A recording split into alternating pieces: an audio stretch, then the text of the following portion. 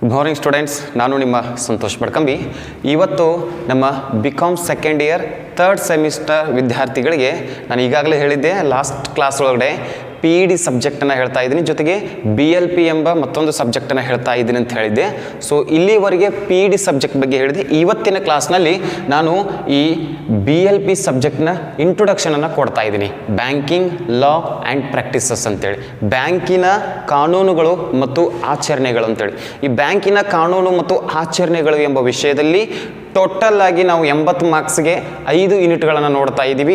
5 ಯೂನಿಟ್ಗಳಲ್ಲಿ ಯಾವ್ಯಾವ ರೀತಿಯಾಗಿರ್ತಕ್ಕಂಥ ಯೂನಿಟ್ಗಳಿದ್ದಾವೆ, ಪ್ರತಿಯೊಂದು ಯೂನಿಟ್ನಲ್ಲಿ ಯಾವ ಒಂದು ಅಂಶಗಳನ್ನು ನಾವು ಸ್ಟಡಿ ಮಾಡ್ತಾ ಇದ್ದೀವಿ, ಜೊತೆಗೆ ಕೇಸ್ ಸ್ಟಡಿ ಕ್ವಶನ್ಸ್ಗೆ ಯಾವ ಚಾಪ್ಟರ್ ಇಂಪಾರ್ಟೆಂಟ್ ಆಗಿರ್ತದೆ, ಅದ್ರ ಜೊತೆಗೆ ಯಾವುದಕ್ಕೆ ನಾವು ಸ್ವಲ್ಪ ಜಾಸ್ತಿ ಕಾನ್ಸಂಟ್ರೇಟ್ ಮಾಡಿ ಓದಬೇಕು ಅನ್ನೋದನ್ನು ಇವತ್ತಿನ ಕ್ಲಾಸ್ನಲ್ಲಿ ಹೇಳ್ತಾ ಇದ್ದೀವಿ. ಓಕೆ, ಸೊ ಮೊದಲನೇ ಯೂನಿಟ್ ಬರ್ತಾ ಇದೆ ಬ್ಯಾಂಕ್ ಆ್ಯಂಡ್ ಬ್ಯಾಂಕಿಂಗ್ ಅಂತೇಳಿ. ನಮ್ಮ BLP ಸಬ್ಜೆಕ್ಟ್ನ ಫಸ್ಟ್ ಯೂನಿಟ್ ಬರ್ತಾ ಇದೆ ಬ್ಯಾಂಕ್ ಆ್ಯಂಡ್ ಬ್ಯಾಂಕಿಂಗ್ ಅಂತೇಳಿ. ಈ ಬ್ಯಾಂಕ್ ಆ್ಯಂಡ್ ಬ್ಯಾಂಕಿಂಗ್ನಲ್ಲಿ ಬಹಳ ಇಂಪಾರ್ಟೆಂಟ್ ಆಗಿರೋದು ಬ್ಯಾಂಕ್, ಬ್ಯಾಂಕಿಂಗ್ ಆ್ಯಂಡ್ ಬ್ಯಾಂಕರ್ ಅಂತೇಳಿ ಕರಿತಾ ಇದ್ದೀವಿ. ಈ ಬ್ಯಾಂಕು, ಬ್ಯಾಂಕಿನ ಪ್ರಕ್ರಿಯೆ ಮತ್ತು ಬ್ಯಾಂಕ್ನಲ್ಲಿ ವ್ಯವಹರಿಸ್ತಕ್ಕಂಥ ವ್ಯಕ್ತಿಗಳು ಅಂತೇಳಿ ಕರಿತಾ ಇದ್ದೀವಲ್ಲ, ಈ ಮೂರು ಕಾನ್ಸೆಪ್ಟ್ಗಳ ಮೀನಿಂಗ್ ಮತ್ತು ಡೆಫಿನೇಷನ್ ಕಂಪಲ್ಸರಿಯಾಗಿ ಮೂರೊಳಗಡೆ ಯಾವುದಾದ್ರೂ ಒಂದು ಅಥವಾ ಎರಡಕ್ಕೆ 2 ಮಾರ್ಕ್ಸ್ ಬಂದೇ ಬರ್ತದೆ. ಅದ್ರ ಜೊತೆಗೆ what is the characteristics of bank, banking and banker ಅಂತೇಳಿ ಕರಿತಾ ಇದ್ವಿ. ಸೊ ಅದಕ್ಕೆ ನಾವು ಸಮ್ಟೈಮ್ಸ್ ಎಲಿಜಿಬಿಲಿಟೀಸ್ ಅಂತೇಳಿ ಕೂಡ ಕರಿತಾ ಇದ್ದೀವಿ, ಹೌದಾ? ಸೊ ಈ ರೀತಿಯಾಗಿರ್ತಕ್ಕಂಥ ಬ್ಯಾಂಕ್, ಬ್ಯಾಂಕಿಂಗ್ ಮತ್ತು ಬ್ಯಾಂಕರ್ನ ಮೀನಿಂಗ್, ಡೆಫಿನೇಷನು, ಕ್ಯಾರೆಕ್ಟರಿಸ್ಟಿಕ್ಸ್ ಇರ್ಬೋದು, ಆಬ್ಜೆಕ್ಟ್ಸ್ ಇರ್ಬೋದು, ಅದ್ರ ಜೊತೆಗೆ difference between the bank, banking and banker ಅಂತೇಳಿ 5 ಮಾರ್ಕ್ಸಿಗೆ ಬಂದರೂ ಬರ್ಬೋದು. ಸೊ ಈ ಫಸ್ಟ್ ಯೂನಿಟ್ನಲ್ಲಿ ಇದು ಬಹಳ ಇಂಪಾರ್ಟೆಂಟ್ ಅಂತ ಕರ್ತಾ ಇದ್ವಿ. ಇದರೊಳಗಡೆ ಸ್ಟಾರ್ಟಿಂಗ್ ಪಾಯಿಂಟನ್ನು ನೋಡ್ತಾ ಹೋದೇವೆ ಅಂದರೆ origin and growth of banking system. ಈ ಬ್ಯಾಂಕ್ ಅನ್ನೋ ಕಾನ್ಸೆಪ್ಟು ಯಾವಾಗ ಹುಟ್ಕೊಳ್ತು, ಈ ಬ್ಯಾಂಕ್ ಅನ್ನೋ ಕಾನ್ಸೆಪ್ಟು ಯಾವ ರೀತಿಯಾಗಿ ಡೆವಲಪ್ಮೆಂಟ್ ಆಗ್ತಾ ಬಂತು, ಎಲ್ಲಿ ಹುಟ್ಕೊಳ್ತು, ಪ್ರಾರಂಭ ಎಲ್ಲಿ ಆಯಿತು, ಅದಾದ ನಂತರ ಪ್ರಾರಂಭವಾಗಿದ್ದು ಡೆವಲಪ್ಮೆಂಟ್ ಪ್ರಕ್ರಿಯೆ ಬದಲಾವಣೆ ಆಗ್ತಾ ಬಂತು. ಪ್ರತಿ ಸಲನೂ ಬ್ಯಾಂಕ್ ಬದಲಾವಣೆ ಆಗಿ ಒಂದಿಷ್ಟು ಮಾಡರ್ನೈಸೇಷನ್ ಆಗಿ ಇವಾಗ ನಾವು ನೋಡ್ತಾ ಇದ್ದೀವಿ. ಹಂಗಾಗಿತ್ತು ಅಂದರೆ ಈ ಬೇಸಿಕ್ ಫೌಂಡರ್ ಅಂತ ಕರಿತಾ ಇದ್ದೀವಿ, ಅಥವಾ ಎಲ್ಲಿಂದ ಸ್ಟಾರ್ಟ್ ಆಯ್ತು ಅಂತ ಕರಿತಲ್ಲ, ಆ ಪ್ರಾರಂಭದಿಂದ ಹಿಡಿದು ಇಲ್ಲಿವರೆಗೆ ಏನು ಗ್ರೋತ್ ಆಗಿದೆ, ಯಾವ ರೀತಿಯಾಗಿ ಡೆವಲಪ್ಮೆಂಟ್ ಆಗಿದೆ ಬ್ಯಾಂಕ್ ಸಿಸ್ಟಮ್ ಅನ್ನೋದನ್ನು ತಿಳಿಸಿಕೊಡ್ತಾ ಇದೆ. ಅದಾದ ತಕ್ಷಣ ಬ್ಯಾಂಕಿಂಗ್ ರೆಗ್ಯುಲೇಷನ್ ಆ್ಯಕ್ಟ್ ಇನ್ 1947 ಅಂತೇಳಿ ಕರಿತಾ ಇದ್ವಿ, 1949 ಅಂತೇಳಿ ಕರಿತಾ ಇದ್ವಿ, ರೈಟ್? 1949ರಲ್ಲಿ ಬ್ಯಾಂಕಿನ ಕಾನೂನುಗಳಲ್ಲಿ ಒಂದಿಷ್ಟು ಮಹತ್ವಪೂರ್ಣವಾಗಿರ್ತಕ್ಕಂಥ ರೆಗ್ಯುಲೇಷನ್ಸ್ಗಳನ್ನು ಜಾರಿಗೆ ತಂದ್ವಿ. ಆ 1949ನಲ್ಲಿ ಬ್ಯಾಂಕಿಂಗ್ ರೆಗ್ಯುಲೇಷನ್ಸ್ಗಳಲ್ಲಿ ಏನಾದರೂ ನಾವು ರೆಗ್ಯುಲೇಷನ್ಸ್ ರೂಲ್ಸ್ಗಳನ್ನು ತೊಗೊಂಬಂದಿದ್ರೆ ಅವು ಯಾವ್ಯಾವ ಇದಾವೆ, ಆ ಪಾಯಿಂಟ್ಸ್ಗಳು, ಆ ರೆಗ್ಯುಲೇಷನ್ಸ್ಗಳ ಕಂಪ್ಲೀಟ್ ಇನ್ಫಾರ್ಮೇಷನನ್ನು ನಾವು ಫಸ್ಟ್ ಯೂನಿಟ್ ಕೊಡ್ತಾ ಇದ್ವಿ. ನೆಕ್ಸ್ಟ್ ಬರ್ತಾ ಇರೋದು ಕ್ಲಾಸಿಫಿಕೇಷನ್ಸ್ ಆಫ್ ಬ್ಯಾಂಕ್ ಅಂತೇಳಿ ಕರಿತಾ ಇದ್ವಿ. ಯಾವ ರೀತಿಯಾಗಿರ್ತಕ್ಕಂಥ ಬ್ಯಾಂಕ್ಸ್ಗಳನ್ನು ಡಿವೈಡ್ ಮಾಡ್ತಾ ಇದ್ದೀವಿ, ಟೈಪ್ಸ್ ಆಫ್ ಬ್ಯಾಂಕಿಂಗ್ ಅಂತ ಕರಿತಾ ಇದ್ದೀವಿ, ಕ್ಲಾಸಿಫಿಕೇಶನ್ ಅಂತ ಕರಿತಾ ಇದ್ದೀವಿ, ಅಥವಾ ಬೇರೆ ರೀತಿಯಾಗಿರ್ತಕ್ಕಂಥ ವಿವಿಧ ಪ್ರಕಾರದ ಬ್ಯಾಂಕ್ಗಳನ್ನು ನೋಡ್ತಾ ಇದ್ವಿ. ನೆಕ್ಸ್ಟ್ ಪಾಯಿಂಟ್ ಬರ್ತಾ ಇದ್ವಿ ಫಂಕ್ಷನ್ಸ್ ಆಫ್ ಬ್ಯಾಂಕ್ಸ್ ಅಂತ ಕರಿತಾ ಇದ್ದೀವಿ. ಆ ಬ್ಯಾಂಕ್ಸ್ಗಳಲ್ಲಿ ಕಮರ್ಷಿಯಲ್ ಬ್ಯಾಂಕ್ಸ್ ಅಂತ ಕರಿತಾ ಇದ್ದೀವಿ, ಅಥವಾ ಮಾಡರ್ನ್ ಬ್ಯಾಂಕ್ ಅಂತ ಕರಿತಾ ಇದ್ದೀವಿ. ಒಟ್ಟಿನಲ್ಲಿ ನಮ್ಮಲ್ಲಿ ಇರ್ತಕ್ಕಂಥ ಟೋಟಲಿ ಟ್ರೆಡಿಷನಲ್ ಅಂತ ಕರಿತಾ ಇದ್ದೀವಿ, ಅಥವಾ ಅನ್ಟ್ರೆಡಿಷನಲ್ ಅಥವಾ ಮಾಡರ್ನ್ ಅಂತ ಕರಿತಾ ಇದ್ದೀವಲ್ಲ, ಈ ಎಲ್ಲ ಬ್ಯಾಂಕ್ಗಳ ಫಂಕ್ಷನ್ಸ್ಗಳು ಯಾವ ರೀತಿಯಾಗಿದೆ ಅನ್ನೋದನ್ನು ಕೂಡ ನಾವಿಲ್ಲಿ ಹೇಳ್ತಾ ಇದ್ವಿ. ಅದಾದ ತಕ್ಷಣ ಕಲೆಕ್ಷನ್ ಆಫ್ ಪೇಮೆಂಟ್, ನಾವು ಬ್ಯಾಂಕಿಗೆ ಯಾವ ರೀತಿಯಾಗಿರ್ತಕ್ಕಂಥ ಅಮೌಂಟ್ ಅಥವಾ ಪೇಮೆಂಟನ್ನು ಕಲೆಕ್ಷನ್ ಮಾಡ್ತಾ ಇದ್ವಿ.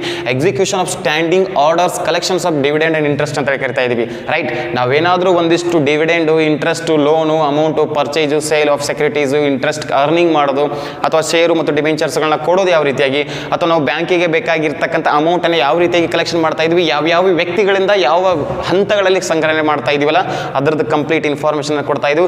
ಅದಾದ ತಕ್ಷಣ ಮಾಡರ್ನ್ ಫೆಸಿಲಿಟೀಸ್ ಅಂತೇಳಿ ಬರ್ತಾ ಇದ್ವಿ. ಮೇಲ್ ಟ್ರಾನ್ಸ್ಫರ್ ಅಥವಾ ಸೇಫ್ ಕಸ್ಟಡಿ ಇರ್ಬೋದು, ATM ಇರ್ಬೋದು, ಅಥವಾ ಮೊಬೈಲ್ ಬ್ಯಾಂಕಿಂಗ್ ಇರ್ಬೋದು. ನಾವು ಮಾಡರ್ನ್ ಫೆಸಿಲಿಟೀಸ್ಗಳನ್ನು ಕಸ್ಟಮರ್ಸ್ಗೆ ಏನೇನು ಪ್ರೊವೈಡ್ ಮಾಡ್ತಾ ಇದ್ವಿ ಅದ್ರ ಬಗ್ಗೆ ಒಂದಿಷ್ಟು ಇನ್ಫಾರ್ಮೇಷನ್ ಇಲ್ಲಿ ಸಿಗ್ತಾ ಇದೆ. ಅದಾದ ತಕ್ಷಣ extension counters or tax consultations ಅಂತ ಕರಿತಾ ಇದ್ವಿ, ಅಥವಾ ಇನ್ಶೂರೆನ್ಸ್ ಅನ್ನು ಮಾಡ್ತಾ ಇದ್ವಿ. ಟ್ಯಾಕ್ಸ್ ಬಗ್ಗೆ ನಾವು ಒಂದಿಷ್ಟು ಇನ್ಫಾರ್ಮೇಷನ್ ಕೊಡ್ತಾ ಇದ್ವಿ. ಅವೆಲ್ಲವುಗಳ ಬಗ್ಗೆ ನಾವು ಫಸ್ಟ್ ಯೂನಿಟ್ ಒಳಗಡೆ ಬ್ಯಾಂಕ್ ಆ್ಯಂಡ್ ಬ್ಯಾಂಕಿಂಗ್ ಅಂತೇಳಿ ನೋಡ್ತಾ ಇದ್ವಿ. ಮತ್ತೊಮ್ಮೆ ಹೇಳ್ತಾ ಇದ್ದೀನಿ, ನನ್ನ ಅಂದಾಜ್ ಪ್ರಕಾರ ಕಡಿಮೆ ಅಂದ್ರೂ 2 ಮಾರ್ಕ್ಸಿಗೆ 3, ಈ ಒಂದು ಯೂನಿಟ್ ಒಳಗಡೆ ಮಿನಿಮಮ್ ಆಗಿ 2 ಮಾರ್ಕ್ಸ್ಗೆ 3 ಕ್ವಶನ್ಸ್ಗಳು ಬರ್ತದೆ, 5 ಮಾರ್ಕ್ಸ್ಗೆ 2, ದೆನ್ 15 ಮಾರ್ಕ್ಸ್ಗೆ ಮಿನಿಮಮ್ ಆಗಿ 2 ಬರ್ಬೋದು ಅಂತ ಹೇಳ್ತಾ ಇದ್ದೀನಿ. ಯಾಕೆಂದರೆ ಅಷ್ಟು ದೊಡ್ಡ ಯೂನಿಟ್ ಇದಾಗಿದೆ. ಟೋಟಲ್ ಆಗಿ ಈ ಸಬ್ಜೆಕ್ಟ್ನಲ್ಲಿ ನಿಮಗೆ 5 ಯೂನಿಟ್ಗಳಿದ್ದಾವೆ. ಅದರೊಳಗಡೆ ಈ ಮೊದಲನೇ ಯೂನಿಟ್ ಬಹಳ ದೊಡ್ಡ ಯೂನಿಟ್ ಆಗಿರೋದ್ರಿಂದ ನಿಮಗೆ ಇಲ್ಲಿ 2 ಮಾರ್ಕ್ಸಿಗೆ 3 ಮಿನಿಮಮ್ ಬರ್ಬೋದು, 5 ಮಾರ್ಕ್ಸಿಗೆ ಮಿನಿಮಮ್ 2 ಬರ್ಬೋದು, ಆ್ಯಂಡ್ 15 ಮಾರ್ಕ್ಸ್ಗೆ 2 ಕ್ವಶನ್ ಬರಬಹುದು ಅಂತೇಳಿ ನನ್ನ ಇಮ್ಯಾಜಿನೇಷನ್ ಅದ. ಇದು ಫಸ್ಟ್ ಯೂನಿಟ್ ಬರ್ತಾ ಇದೆ, ರೈಟ್? ದೆನ್ ಸೆಕೆಂಡ್ ಯೂನಿಟನ್ನು ನೋಡ್ತಾ ಹೋದ್ವಿ ಅಂತಾರೆ banker and customer relationship. What is the relationship of banker and customers ಅಂತ ಕರಿತಾ ಇದ್ವಿ. ಈ ಬ್ಯಾಂಕರು ಮತ್ತು ಕಸ್ಟಮರ್ಸ್ಗಳು ಯಾವ ರೀತಿಯಾಗಿ ಪರಸ್ಪರ ಸಂಬಂಧವನ್ನು ಹೊಂದಿರ್ತದ, ಯಾವ ರೀತಿಯಾಗಿ ಸಂಬಂಧ ಇದ್ದರೆ ಬ್ಯಾಂಕ್ ಡೆವಲಪ್ಮೆಂಟ್ ಆಗಬಹುದು ಅಂತೇಳಿ ಕರಿತಾ ಇದ್ವಿ. ಕಸ್ಟಮರು ಯಾವ ರೀತಿಯಾಗಿ ಬಿಹೇವಿಯರ್ನ ಬ್ಯಾಂಕ್ ಜೊತೆಗೆ ಮಾಡಬೇಕು ಅಂತ ಕರಿತಾ ಇದ್ವಿ. ಸಪೋಸ್ ಕಸ್ಟಮರ್ಸ್ ಏನಾದರೂ ಬ್ಯಾಂಕಿಗೆ ಬಂದ ಅಂದರೆ ಬ್ಯಾಂಕ್ನಲ್ಲಿ ಇರ್ತಕ್ಕಂಥ ಎಂಪ್ಲಾಯೀಸ್ಗಳು ಯಾವ ರೀತಿಯಾಗಿರ್ತಕ್ಕಂಥ ರಿಯಾಕ್ಷನನ್ನು ಕೊಡಬೇಕು, ಆ ಟೋಟಲ್ ಆಗಿ ಓವರ್ ಆಲ್ ಒಂದು ಪರ್ಫಾರ್ಮೆನ್ಸನ್ನು ಒಂದು ಇನ್ಫಾರ್ಮೇಷನ್ ಕೊಡೋದೇ second unit banker and customer relationship ಅಂತ ಕರಿತಾ ಇದ್ದೀವಿ. ಫಸ್ಟ್ ಒಂದು ಬರ್ತಾ ಇದೆ ನೋಡಿ, ಕಾನ್ಸೆಪ್ಟ್ ಆಫ್ ಕಸ್ಟಮರ್. ಯಾವ ಪ್ರಕಾರದ ಕಸ್ಟಮರ್ಸ್ಗಳು ಬರ್ತಾ ಇದ್ದಾವೆ. ಬ್ಯಾಂಕ್ ಇದೆ ಅಂತಂದರೆ ಗ್ರಾಹಕರು ಬರ್ತಾ ಇದ್ದಾರೆ ಅಂದರೆ ಯಾವ ಪ್ರಕಾರದ ಗ್ರಾಹಕರುಗಳು ಬರ್ತಾ ಇದೆ.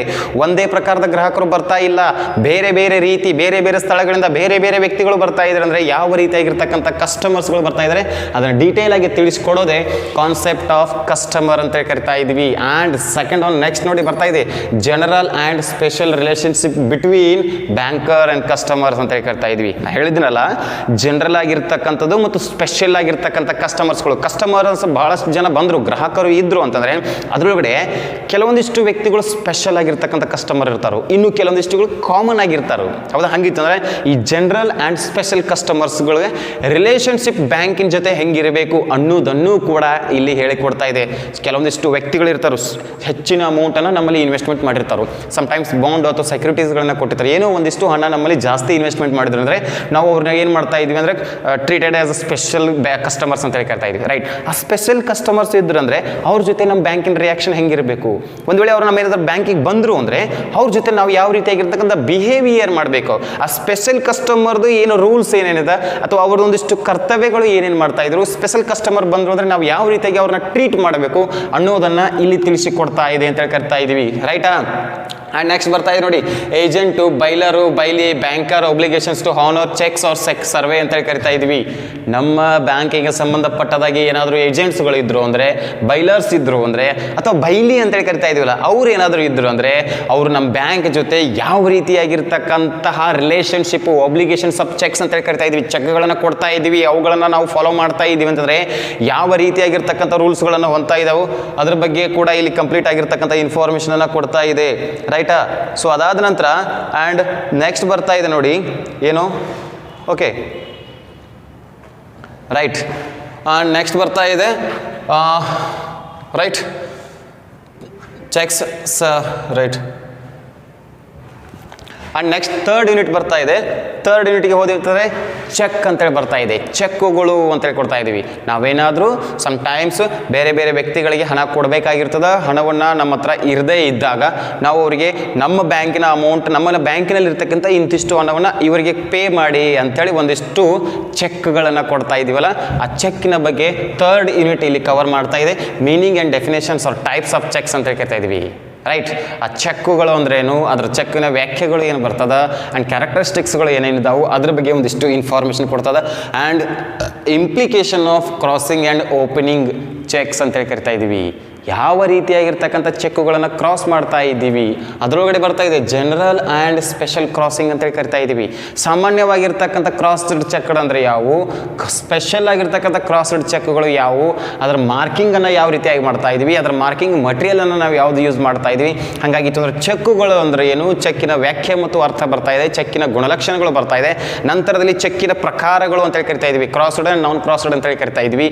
ಹಾಗಾಗಿತ್ತು ಅಂದರೆ ಈ ಕ್ರಾಸ್ಡ್ ನಾನ್ ಕ್ರಾಸ್ಡ್ ಡಿಫ್ರೆನ್ಸ್ ಏನು ಬರ್ತದ, ಆ ಕ್ರಾಸ್ ಮಾಡಬೇಕಾಗಿತ್ತು ಅಂದರೆ ಸ್ಪೆಷಲ್ ಆಗಿರ್ತಕ್ಕಂಥದ್ದು ಮತ್ತು ಕಾಮನ್ ಆಗಿರ್ತಕ್ಕಂಥದ್ದು ಏನು ಕ್ರಾಸ್ ಮಾಡ್ತಾ ಇದೀವಲ್ಲ, ಹಂಗಂದ್ರೆ ಏನು, ಯಾಕೆ ನಾವು ಅದನ್ನು ಮಾಡ್ತಾ ಇದ್ವಿ, ಆ ಮಾರ್ಕನ್ನು ಹೆಂಗೆ ಮಾಡಬೇಕು, ದೆನ್ ಅದ್ರ ರೂಲ್ಸ್ಗಳು ಏನೇನಿದ್ದಾವೆ ಕ್ರಾಸ್ಡ್ ಚೆಕ್ದು ಅದೆಲ್ಲ ಇನ್ಫಾರ್ಮೇಷನನ್ನು ನಾವು ಇಲ್ಲಿ ಕೊಡ್ತಾ ಇದ್ವಿ. ದೆನ್ ನೆಕ್ಸ್ಟ್ ಬರ್ತಾ ಇದೆ alteration of MICR, magnetic character recognition ಅಂತ ಹೇಳಿ ಕರಿತಾ ಇದೀವಲ್ಲ.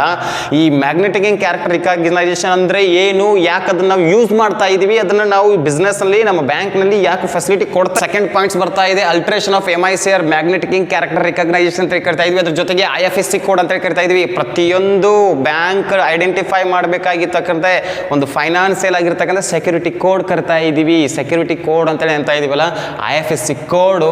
Then losses of check and stopping ಅಂತ ಕರಿತೀವಿ. ಸಮ್ಟೈಮ್ಸ್ ಚೆಕ್ಗಳು ಏನಾದರೂ ಲಾಸ್ ಆಗಿತ್ತು ಅಂದರೆ ಯಾವ ರೀತಿಯಾಗಿರ್ತಕ್ಕಂಥ ಆಕ್ಟಿವಿಟೀಸ್ಗಳನ್ನು ಮಾಡಬೇಕು ಅನ್ನೋದನ್ನು ಕೂಡ ಹೇಳ್ತಾ ಇದೆ.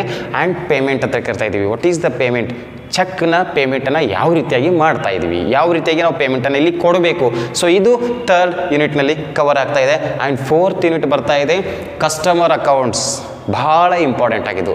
ಸೊ ಐ ಥಿಂಕ್ ಥರ್ಡ್ ಮತ್ತು ಫೋರ್ತ್ ಯೂನಿಟ್ ಕೇಸ್ ಸ್ಟಡಿಗೆ ಕವರ್ ಆಗ್ಬೋದು ಅಂತ ಅನ್ಕೊಳ್ತಾ ಇದ್ದೀನಿ. ಈ ನಾವು ಏನು ಹೇಳ್ತಾ ಇದ್ದೀನಲ್ಲ 1 ರಿಂದ 5 ಒಳಗಡೆ ಥರ್ಡ್ ಮತ್ತು 4 ಯೂನಿಟ್ ಜಾಸ್ತಿ ಹೆಚ್ಚಿನ ಪ್ರಮಾಣದಲ್ಲಿ ಕೇಸ್ ಸ್ಟಡಿಗೆ ಕವರ್ ಆಗ್ತಕ್ಕಂಥ ಯೂನಿಟ್ಸ್ಗಳು ಅಂತ ಕರಿತಾ ಇದ್ವಿ. ದೆನ್ 4th ಯೂನಿಟ್ ಇವರು ಬರ್ತಾ ಇದೆ ಕಸ್ಟಮರ್ ಅಕೌಂಟ್ಸ್ ಅಂತ ಕರಿತಾ ಇದ್ವಿ. ಫಸ್ಟ್ ಒನ್ ಇದರೊಳಗಡೆ ಇಂಪಾರ್ಟೆಂಟ್ ಬರ್ತಾ ಇರೋದು opening and operating customer accounts. What is the opening R operating customer accounts ಅಂತ ಹೇಳಿ ಬರ್ತದ.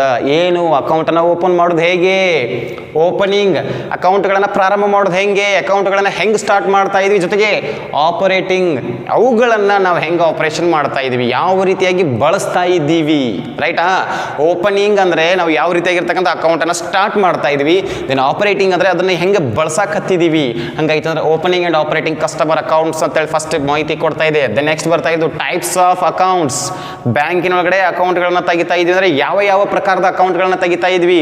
ಹಂಗಾಗಿತ್ತು ಅಂದರೆ ಟೈಪ್ಸ್ ಆಫ್ ಅಕೌಂಟ್ ಬರ್ತಾ ಇದೆ. ಟೈಪ್ಸ್ ಆಫ್ ಅಕೌಂಟ್ಗಳನ್ನು ನೋಡ್ತಾ ಇದ್ರೆ ಬಹಳಷ್ಟು ಬರ್ತಾ ಇದೆ. ಸ್ಪೆಷಲ್ ಅಕೌಂಟ್ ಇರ್ಬೋದು, ಹೌದಾ, ಇಲ್ಲಾಂದ್ರೆ SB ಅಕೌಂಟ್ ಅಂತ ಹೇಳಿ ಕರಿತಾ ಇದ್ದೀವಿ, ಕರೆಂಟ್ ಅಕೌಂಟ್ ಅಂತ ಕರಿತಾ ಇದ್ದೀವಿ, ಫಿಕ್ಸ್ಡ್ ಡಿಪಾಸಿಟ್ ಅಂತ ಕರಿತಾ ಇದ್ದೀವಿ, ರಿಕರಿಂಗ್ ಡಿಪಾಸಿಟ್ ಅಂತ ಹೇಳಿ ಕರಿತಾ ಇದ್ದೀವಿ. ಬೇರೆ ಬೇರೆ ಪ್ರಕಾರದ ಅಕೌಂಟ್ಸ್ಗಳು ಬರ್ತಾ ಇದೆ. ಅಂದರೆ ಪ್ರತಿಯೊಂದು ಅಕೌಂಟ್ಸ್ಗೆ ಇರ್ತಕ್ಕಂಥ ರೂಲ್ಸ್ಗಳು ಏನೇನು, ಆ ಪ್ರತಿಯೊಂದು ಅಕೌಂಟ್ಗೆ ಕೊಡ್ತಕ್ಕಂಥ ಇಂಟ್ರೆಸ್ಟ್ ಪರ್ಸೆಂಟೇಜ್ ಎಷ್ಟದ, ಯಾವ ಯಾವ ಕಸ್ಟಮರ್ಸ್ಗಳಿಗೆ ಯಾವ ಅಕೌಂಟ್ಗಳನ್ನು ಮಾತ್ರ ಕೊಡಲಿಕ್ಕೆ ಬರ್ತದೆ, ಅದ್ರ ಬಗ್ಗೆ complete information types of account ಅಂತೇಳಿ ಇಲ್ಲಿ ಬರ್ತದೆ. ನೆಕ್ಸ್ಟ್ ಸ್ಪೆಷಲ್ ಕಸ್ಟಮರ್ಸ್ ಅಂತೇಳಿ ಕರಿತಾ ಇದ್ದೀವಿ. ಕೆಲವೊಂದಿಷ್ಟು ಮೈನರ್ ವ್ಯಕ್ತಿಗಳಿರ್ಬೋದು, ಕೆಲವೊಂದಿಷ್ಟು ಜನ ಜಾಯಿಂಟ್ ಆಗಿ ಇಬ್ಬರು ಅಥವಾ ಇಬ್ಬರಿಗಿಂತ ಹೆಚ್ಚು ವ್ಯಕ್ತಿಗಳು ಸೇರಿಕೊಂಡು ಅಕೌಂಟ್ಗಳನ್ನು ಪ್ರಾರಂಭ ಮಾಡೋದು. ಇಲ್ಲಾಂದ್ರೆ ಯಾವುದಾದ್ರೂ ಒಂದಿಷ್ಟು ಸಂಸ್ಥೆ ಆರ್ಗನೈಸೇಷನ್ ಪಾರ್ಟ್ನರ್ಶಿಪ್ ಫಾರ್ಮ್ ಇತ್ತು ಅಂದರೆ ಆ ಪಾರ್ಟ್ನರ್ಶಿಪ್ ಫಾರ್ಮ್ನಲ್ಲಿ ಯಾವ ರೀತಿಯಾಗಿರ್ತಕ್ಕಂಥ ಅಕೌಂಟ್ಗಳನ್ನು ಸ್ಟಾರ್ಟ್ ಮಾಡ್ತಾ ಇದ್ದಾರನ್ನ ಹೇಳಿಕೊಡ್ತಾ ಇದ್ದೀವಿ. ನೆಕ್ಸ್ಟ್ ಬರ್ತಾ ಇದು companies trust accounts or executives and administrative accounts ಅಂತೇಳಿ ಕರಿತಾ ಇದ್ದೀವಿ. ಬೇರೆ ಬೇರೆ ಪ್ರಕಾರದ ಕಂಪನಿಗಳಿದ್ದು ಅಂದರೆ ಕಂಪನಿ ಹೆಸರಿನಲ್ಲಿ ಇರ್ತಕ್ಕಂಥ ಅಕೌಂಟ್ಸ್ಗಳು, ಕಂಪನಿಯನ್ನು ಮೇಂಟೈನ್ ಮಾಡ್ತಕ್ಕಂಥ ಅಡ್ಮಿನಿಸ್ಟ್ರೇಟರ್ಗಳ ಹೆಸರು ಮೇಲೆ ಇರ್ತಕ್ಕಂಥ ಅಕೌಂಟು. ಓವರ್ ಆಲ್ ಆಗಿ ಒಬ್ಬ ವ್ಯಕ್ತಿ ಅಥವಾ ಒಂದು ಸಂಸ್ಥೆ ಅವುಗಳಿಗೆ ಸಂಬಂಧಪಟ್ಟಂತಹ ಅಕೌಂಟ್ನ ಯಾವ ರೀತಿಯಾಗಿರ್ತಕ್ಕಂಥ ಅಕೌಂಟು, ಟೈಪ್ಸ್ ಆಫ್ ಅಕೌಂಟು, ಯಾವ ಯಾವ ಫೀಚರ್ಸ್ಗಳು ಇದಾವು ಅನ್ನೋದನ್ನ ಡೀಟೇಲ್ಸ್ ಮಾಹಿತಿ ಕೊಡ್ತದೆ. ಕೊನೆಯದಾಗಿ ಕ್ಲೋಸಿಂಗ್ ಆಫ್ ಅಕೌಂಟ್ಸ್ ಅಂತ ಹೇಳಿ ಕರಿತಾ ಇದ್ವಿ. ಯಾವ ರೀತಿಯಾಗಿರ್ತಕ್ಕಂಥ ಅಕೌಂಟ್ಗಳನ್ನು, ನಮ್ಮ ಅಕೌಂಟ್ಗಳನ್ನು ಯಾವ ರೀತಿಯಾಗಿ ನಾವು ಬಂದ್ ಮಾಡಬೇಕು. ಹಾಗಾಗಿತ್ತು ಅಂದರೆ ಈ ಕಸ್ಟಮರ್ ಅಕೌಂಟ್ ಅನ್ನೋ ಚಾಪ್ಟರ್ ಏನಿದೆಲ್ಲ ಇದು ಮತ್ತು ಇದ್ರ ಹಿಂದಗಡೆ ಇರತಕ್ಕಂಥ ಥರ್ಡ್ ಯೂನಿಟ್ ಚೆಕ್ ಅಂತ ಏನಿದೆಲ್ಲ, ಈ ಚೆಕ್ ಮತ್ತು ಕಸ್ಟಮರ್ ಅಕೌಂಟ್ ಈ ಥರ್ಡ್ ಮತ್ತು ಫೋರ್ತ್ ಯೂನಿಟು ಇವೆರಡರೊಳಗಡೆ ಕೇಸ್ ಸ್ಟಡಿ ಕ್ವಶನ್ ಬಂದರೂ ಬರ್ಬೋದು. ಜಾಸ್ತಿ ನೀವು ಇವುಗಳನ್ನು ಸ್ವಲ್ಪ ಅಪ್ಲೈ ಮಾಡಿಕೊಂಡು ಸ್ಟಡಿ ಮಾಡಲಿಕ್ಕೆ ಪ್ರಯತ್ನ ಮಾಡಿ. ಓಕೆ, ಆ್ಯಂಡ್ ನೆಕ್ಸ್ಟ್ ಒಂದು ಬರ್ತಾ ಇದೆ ಇ ಬ್ಯಾಂಕಿಂಗ್ ಅಂತೇಳಿ. ಆಲ್ರೆಡಿ ನೀವೆಲ್ಲರೂ ಯೂಸ್ ಮಾಡ್ತಾನೆ ಇದ್ದೀರಾ. ಇಂಟರ್ನೆಟ್ ಬ್ಯಾಂಕಿಂಗ್ ಅಂತೇಳಿ ಕರಿತಾ ಇದ್ದೀವಿ, ಹೌದಾ.